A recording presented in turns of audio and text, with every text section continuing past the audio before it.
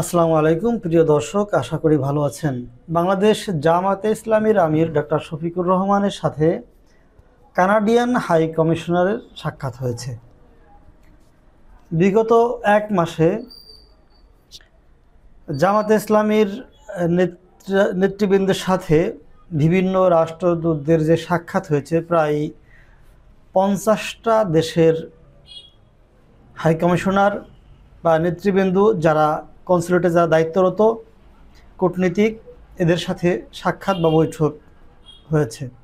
বিগত 10 দিনে এমনও দিন গেছে যে 2টা দেশের রাষ্ট্রপ্রধানদের সাথে কূটনীতিকদের সাথে বা রাষ্ট্রদূতের সাথে সাক্ষাৎ হয়েছে জামায়াতে ইসলামীর নেতৃবৃন্দর। এটা একটা বিষয়। আরেকটা বিষয় হলো ডাকসুর নির্বাচন গেল, জাকসুর নির্বাচন গেল, গতকালকে নির্বাচন হয়েছে চাকসু মানে চট্টগ্রাম বিশ্ববিদ্যালয়ের নির্বাচন। এই 3টা নির্বাচন এবং বাংলাদেশের বিদেশি কূটনীতিকদের জামায়াতের সাথে সৌজন্য সাক্ষাৎ এবং বিদেশিদের যে আনাগোনা, এরপরে প্রতিদিনের যে নিউজ মিডিয়া কভারেজ, জামায়াতে ইসলামীতে বিএনপি নেতাকর্মীদের যোগদান, সবগুলিকে পর্যবেক্ষণ করলে বা সবগুলিকে যদি আমরা অ্যানালাইটিক্স করি, তাতে দেখা যায় যে আগামী নির্বাচনে সম্ভবত বাংলাদেশ জামায়াতে ইসলামীর নেতৃত্বে একটি জোট সরকার গঠন করবে।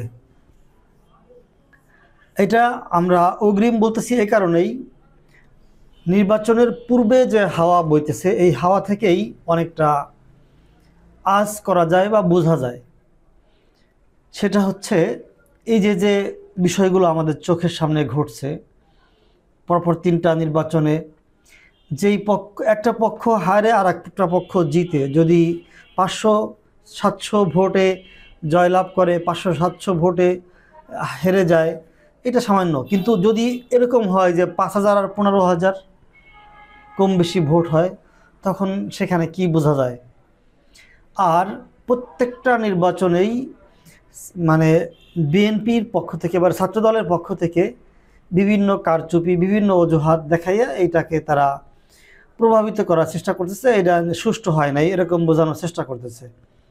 এখন বিষয় হলো, নির্বাচন যদি তাদের পক্ষে যাইতো তাহলে কি তারা সুষ্ঠুতার দাবি করতো কিনা। যদি করতো তাহলে বোঝা যাবে যে ক্ষমতা তার বিপক্ষে যাচ্ছে, তাই তারা এই যে অজুহাত দেওয়া যে নির্বাচনে কারচুপি হয়েছে, নির্বাচনে হাতের কালার মানে অমুসনি যে কালি সেটা মুছে যাচ্ছে, ইত্যাদি ইত্যাদি বিষয়গুলি যে বিভিন্ন ধরনের মানে কথা তুলতেছে, এটা মূলত মানে হেরে যাওয়ার পরে কিছু একটা তো বলতে হয়, সেই বলার ক্ষেত্রে বলতেছে। কিন্তু তারা নিজেরাই বুঝতে পারছে যে তাদের মধ্যে জনসমর্থন এখন কমে যাচ্ছে। আর এই ধারা যদি জামাতে ইসলামীকে অব্যাহত রাখতে হয়, তাহলে তাদের মধ্যেও কিছু কৌশল আনতে হবে।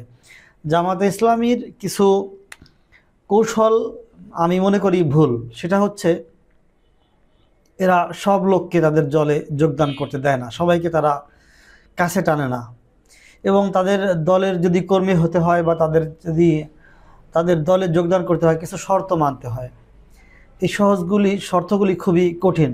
যদি এই শর্তগুলিকে সহজ করে দেওয়া হয়, তাহলে আমার মনে হয় জনসমর্থন আরও জামাত ইসলামী পাবে। আসলে বাংলাদেশের মানুষ একটা পরিবর্তন চায়, সেটা আমরা প্রমাণ দেখতে পাচ্ছি। বিগত 54 বছরে বাংলাদেশের যেই কৌশল, যেই সিস্টেমে চলে আসছে, এখন মানুষ সেই কৌশলটা, সেই সিস্টেমটাকে আর দেখতে চাচ্ছে না বা সেইটাকে তারা পছন্দ করতেছে না। যার কারণে এখন তারা ভিন্ন কোনো কিছু দেখতে চায়, ভিন্ন কিছু চায়, যার কারণে ভিন্ন একটা দলকে তারা এইভাবেই সাপোর্ট করতেছে বিভিন্ন জায়গা থেকে। আমরা একের পর এক ধরনের খবর শুনতে পাচ্ছি, প্রতি মুহূর্তে আমাদের সামনে এই খবরগুলি আসতেছে। বিষয় হলো, এই যে ভিন্নতা চাওয়া, জামাত ইসলামী যদি গতানুগতিক অন্য দলগুলির মতো চলে, তাহলে তারাও হয়তো একসময় এই পর্যায়ের দিকে মানুষ যেভাবে এখন ছুঁড়ে ফেলতেছে বাংলাদেশ আওয়ামী লীগকে, এরকমভাবে জামাত ইসলামীকে ছুঁড়ে ফেলবে। কিন্তু জামাত ইসলামী যেই পলিটিক্স করে, যদি এই ধারা অব্যাহত রাখে এবং তারা আপডেট হয়, তাহলে আমার মনে হয় জামাত ইসলামী আরও ভালো করবে এবং আরও ভালো করবে। আচ্ছা, কানাডিয়ান রাষ্ট্রদূতের সাথে যে সাক্ষাৎ, সেই সংবাদটি এখানে বলা হয়েছে জামাতে ইসলামীর আমির ডক্টর শফিকুর রহমানের সঙ্গে সৌজন্য সাক্ষাৎ করেছেন বাংলাদেশে নিযুক্ত কানাডার হাই কমিশনার অজিত সিং। বৃহস্পতিবার রাজধানীর বসুন্ধরা আবাসিক এলাকায় জামাত আমিরের কার্যালয়ে তারা সাক্ষাৎ করেন। বৈঠকে বাংলাদেশ ও কানাডার স্বার্থ সংশ্লিষ্ট বিষয় নিয়ে গুরুত্বপূর্ণ আলোচনা হয়। বৈঠকে হাই কমিশনারের সঙ্গে ছিলেন political councillor Marcus Davis, senior trade commissioner Debra Bayes এবং পলিটিক্যাল অ্যাডভাইজার নিসার আহমেদ।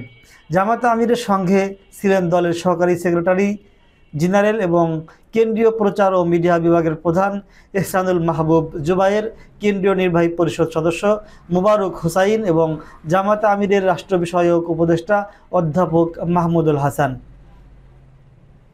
বিষয় হলো, এই ধরনের সংবাদ আমরা প্রতিনিয়ত দেখতে পাচ্ছি, যে এইভাবে বাংলাদেশ জামাতে ইসলামের সাথে বিদেশি রাষ্ট্রদূতদের, বিদেশি কূটনীতিকদের সাক্ষাৎ একের পর হচ্ছেই।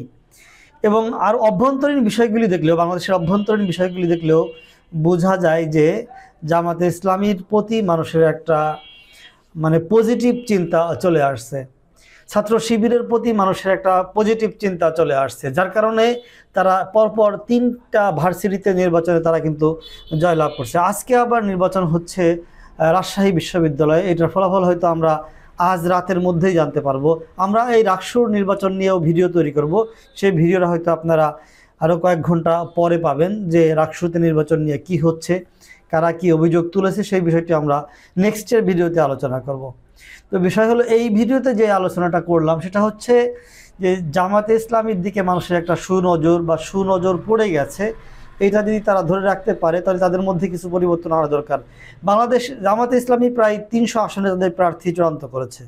এই প্রার্থীগুলি আসলে অপরিচিত, যারা ভোট দিবেন তারা যদি তাদের প্রার্থীকেই না চিনেন তাহলে কেমনে ভোট দিবেন, বিষয়টা হচ্ছে এইটা। আর বাংলাদেশ জামাতে ইসলামী আর একটা বিষয় নিয়ে নির্বাচন কমিশনের সাথে যে দর কষাকষি করতেছে, আন্দোলন করতেছে, সেটা হচ্ছে পিআর পদ্ধতি। পিআর পদ্ধতিতে যদি নির্বাচন হয় সেটা হচ্ছে দলকে নির্বাচন দেওয়া, কোনো প্রার্থীকে নয়। সেক্ষেত্রে মানুষ দলকে যদি নির্বাচিত করতে চায় বা দলকে নির্বাচনে ভোট দেয়, তাহলে তাদেরকে আরেকটা বিষয় নজর রাখতে হবে, তা হলো যে ওই অঞ্চলে কোন ব্যক্তি বেশি জনপ্রিয় সেই দলের, তাদেরকে বাছাই করে সেই অঞ্চলের এমপি মনোনীত করতে হবে। এই বিষয়টিও একটা গুরুত্বপূর্ণ বিষয়, যে কোন অঞ্চলে কার জনপ্রিয়তা বেশি। কিন্তু জামাতে ইসলামীর যে নেতারা বিভিন্ন জায়গায় নির্বাচন করার জন্য যে প্রার্থী বাছাই করে রাখছে, এই প্রার্থীগুলির প্রতি মানুষের পরিচয়, মানুষ তাদেরকে চিনে না, এরা কারা, কোন জায়গা থেকে হঠাৎ করে আইসা দাঁড়িপাল্লা মার্কা নিয়ে দাঁড়াইলো, এই বিষয়টা মানুষের মধ্যে দ্বিধাদ্বন্দ্ব রয়েছে। খোদ আমার এই অঞ্চলে যাকে প্রার্থী নির্বাচিত করা হয়েছে, সে এই অঞ্চলের মানুষ তাকে চিনেন না। এই 3 মাস ধরে হয়তো তাকে প্রার্থী ঘোষণা করার পর সে মাঠ পর্যায়ে ঘুরছেন, আসছেন, দেখছেন, হয়তো এখন তাকে চিনতে শুরু করছে, কিন্তু এখনও তাকে অনেকেই দেখেই নাই, জানেই না যে এই লোকটাকে। কিন্তু অন্যান্য দলগুলি দেখেন, বিগত বছরগুলিতে তারা মাঠ পর্যায়ে জনগণের সাথে মিশে কাজ করছে, তাদেরকে সবাই চিনে। তো এই বিষয়টা জামাতে ইসলামের জন্য একটা নেগেটিভ। এইটা যদি তারা পরিবর্তন করতে পারে, এটা যদি তারা ঘুরে নিয়ে আসতে পারে এবং জনপ্রিয় ব্যক্তিদেরকে তারা মনোনয়ন দিতে পারে, তাহলে হয়তো সব জায়গায় জামাতের একটা পজিটিভ চিন্তা বা পজিটিভ ফল আসার সম্ভাবনা আমরা লক্ষ্য করছি।